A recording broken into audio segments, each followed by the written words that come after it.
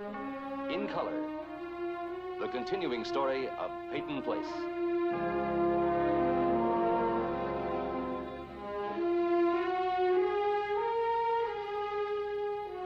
Starring Dorothy Malone as Constance Mackenzie, Ed Nelson as Michael Rossi, Ryan O'Neal as Rodney Harrington, Barbara Parkins as Betty Anderson, Tim O'Connor as Elliot Carson, Christopher Connolly as Norman Harrington, Patricia Morrow as Rita Harrington, James Douglas as Stephen Cord.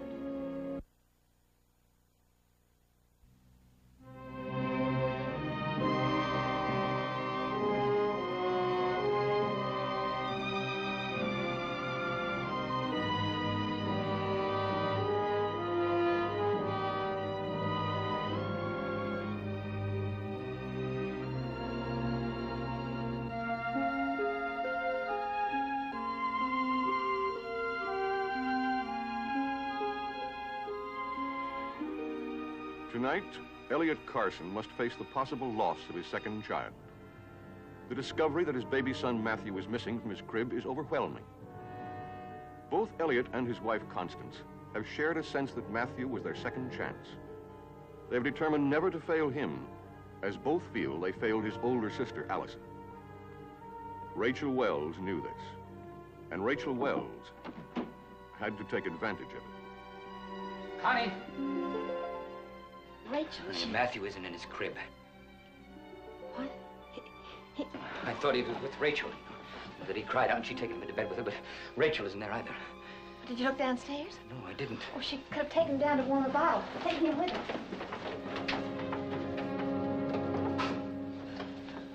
Oh. There's a hope, anyway.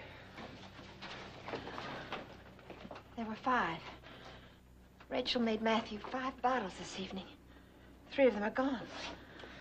Oh, how could it happen? We were here. How could Chandler break in and take away Matthew and Rachel without making a sound? We should have heard something. I don't know. Shutters banging in the nursery is what woke me up. Must have been just after I fell asleep. Found one of the windows wide open. Why didn't Rachel call? Why didn't she cry out? You know, Rachel loves Matthew. She wouldn't let Chandler take him away, at least without a struggle. He's done what he said he'd do. When Chandler was in the hospital, he threatened that he'd get back at us. And he's done it. Except he couldn't have done it alone. Not unless Rachel helped him. That's the only explanation. He had her help.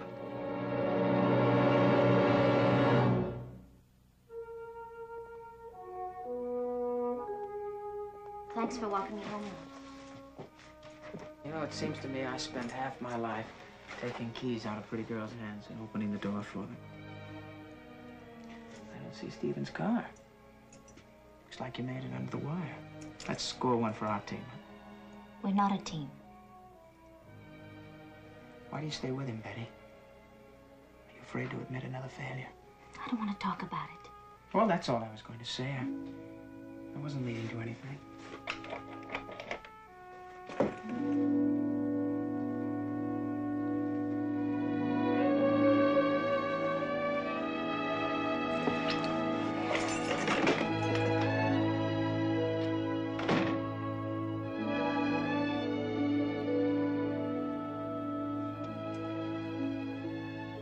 Hi.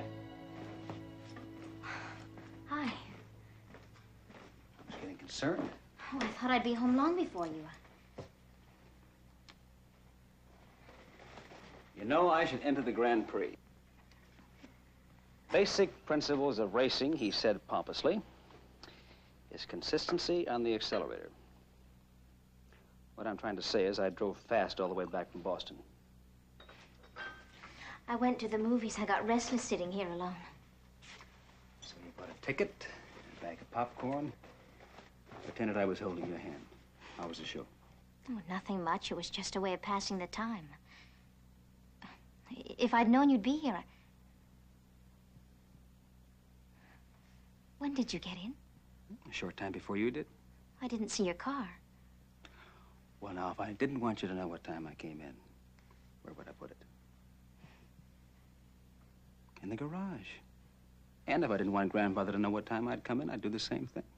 So as far as the old man's concerned, we could have spent the whole evening at the movies together. Shall we go upstairs? You're a remarkable woman. Oh? You know, I've spent most of the day trailing my grandfather all over Boston. And you don't ask me how I finally caught up with him? I assumed if you had, you'd tell me. And if I hadn't, you didn't want to embarrass me, huh? My thoughtful wife. Well, I did finally, but it took a bit of doing. So I started checking all Grandfather's favorite haunts. The Mayberry Club, the Swan Room, the Alcott Room. Didn't have any luck. So then I thought of the Boston Clinic. So just to play it safe, I left the car downtown and took a cab to the clinic. Guess whose shiny limousine was standing in front of the no parking sign at the main entrance, huh? You must have gone for a checkup. Well, that's the logical assumption, but you're dead wrong. When Grandfather came out, he wasn't alone. He was with a woman. A young woman. She was in the cab, and I couldn't see her face, but by the way she walked, I'd say she was almost 30. She could have been a nurse. Seeing him to his car? Mm-mm. They both got in. But she still could have. I assure you their relationship was anything but professional. Stephen. Hear me out. When Weber drove off with Grandfather and the young lady in the back seat, I said to my cabbie in the best detective tradition, follow that car. I really did. Second stop. Want to guess? The auction gallery. Barron Brothers. Same routine. Weber pulls up in front of the no parking sign. We wait back by the corner. They get out, they go in. 10 minutes later, they come back. Get in the limousine and drive off. I repeated the instructions to the cab driver and upped the original ante from 10 to 20 over the fare. And we tailed them at a safe distance. You know, by now, my cabbie was becoming an old China hand at this game. Stephen. That bracelet watch, it could have been for her. And he went to a great deal of trouble to deliver it. Well, when you followed them from, The auction gallery to the Monarch Theater. a movie theater? A movie theater. Limousine pulls up, they get out, it takes off. Grandfather and his young lady friend disappear into the theater. You know, I was almost tempted to buy a ticket and follow them inside. But I decided to safely leave the rest of it to my imagination. Can you imagine Martin Peyton holding hands with some young lady love in a movie theater, huh? You haven't answered me. It's been a long day. Too long.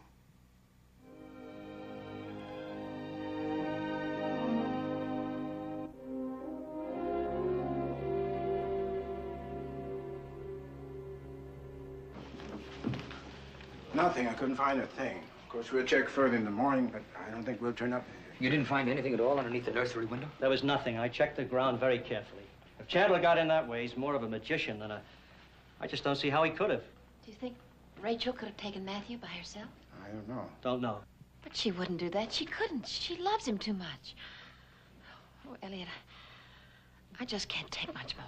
Listen, baby, I'll get a hold of Mike. He'll come over and give you a sedative. Oh, no, I'll be all right. I want to be awake in case I'm needed. I'd like to go over some things with you again, Mr. Carson. Yes, of course. You want to tape the window upstairs?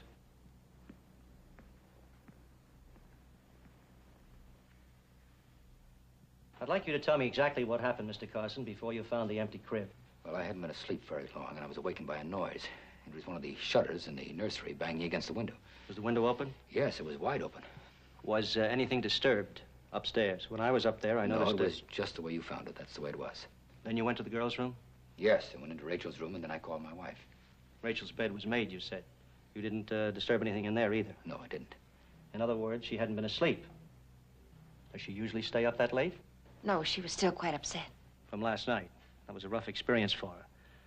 I suppose you spent most of the day with her. But we didn't.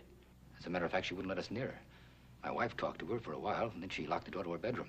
She didn't even come down for dinner. Well, she did come down later, Elliot. She did? I heard her in the kitchen fixing Matthew's bottles. She usually does that in the morning, but I just figured maybe she was getting over her depression. You say she usually prepares the bottles in the morning? Yes, but 3 of those bottles are missing from the refrigerator. Do you think she planned it? Deliberately? She hadn't slept in her bed. You didn't hear anything, any sign of a struggle. There's no trace of a third party outside. Oh, please. Hello? Hello, Mrs. Carson. This is me. This is Rachel. Where are you? Where's Matthew? Extension. Yeah, in the hall. I can't tell you. I don't know. He won't tell me where he's taking us. He won't... Rachel, where are you? Where are you calling from? Tell me. I can't talk anymore, Mrs. Carson.